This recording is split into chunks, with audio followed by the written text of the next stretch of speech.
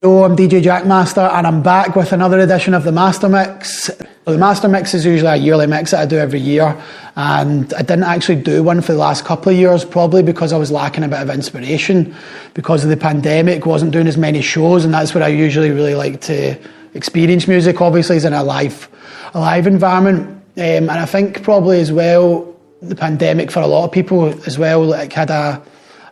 quite a negative impact on my mental health, and I wasn't enjoying music as much, and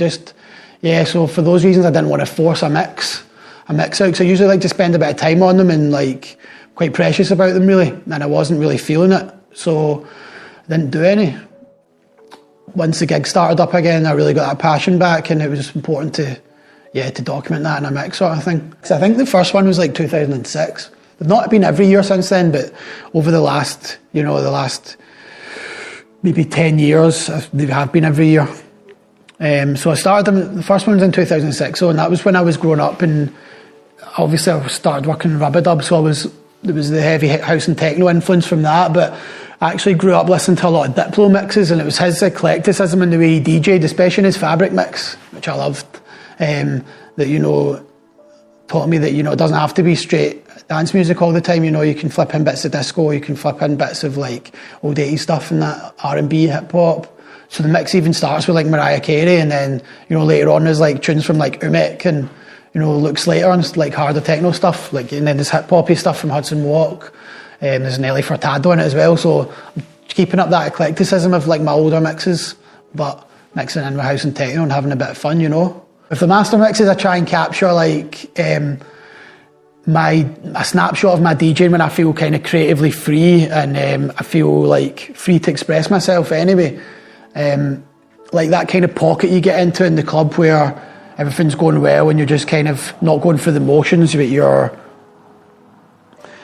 instinctively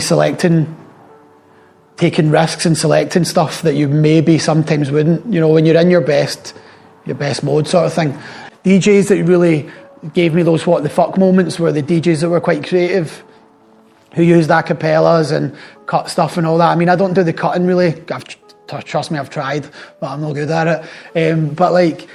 the way Diplo DJ'd, so when I was growing up, like listening to his Fabric mix, and I was mostly just DJing house and techno at that time, listening to his mixes, and he would mix like Inner City with a Baltimore track, or like a 3-6 Mafia tune over the top, just things like that really were like, wow, I can play all the stuff that I want to play in amongst each other, because at that time, personally, I hadn't experienced that, so I didn't think it was a thing, I didn't think that I was creatively able to do that, and then it kind of opened my eyes to a lot of that. I mean, grew up listening to and DJing alongside Detroit DJ called Claude Young, who was an incredibly creative DJ, and he used to do these all-night parties in Glasgow where he would go from like everything from soul and funk through to tough Detroit techno, do you know what I mean? So they were the kind of influences that I had, and they gave me the sort of like, the what the fuck moments in the club where you just be like, wow, like sort of epiphany moments. And like I said, although I'm not doing the cutting and all the clever stuff that Claude Young used to do, I think like definitely when I'm doing these mixes I can hear these influences. I'm never actually happy with I'm never 100% happy with any mixes or any live recordings I do. Like I must have done like